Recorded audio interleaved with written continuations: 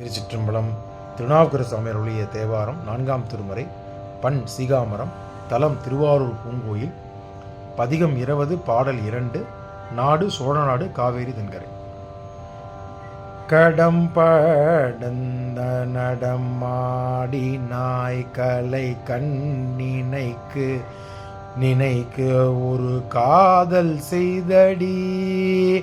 கடம்படல் நடமாடினாய் களை கண்ணினைக்கு ஒரு காதல் செய்து அடி. ஒடுங்கி வந்து அடைந்தேன் ஒழிப்பாய். ஒடுங்கி வந்து அடைந்தேன் ஒழிப்பாய்.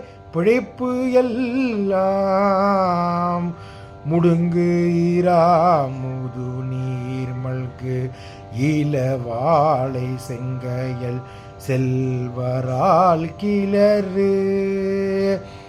முடங்கு இராமுது நீர்மல்கு வாளை செங்கையல் செல்வரால் களிறு. அடைந்த தன்கழனி அணி ஆரூர் அம்மானே. அடைந்த தன் கழனி அணி ஆரூர் அம்மானே. ஆரூர் அம்மானே. திருச்சிற்றம்பலம்.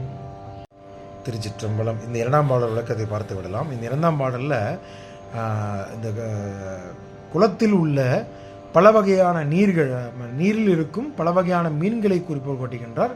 கடலில் உள்ள மீன்கள் குளத்திலும் இருக்கும், கடலில் இருக்கும்.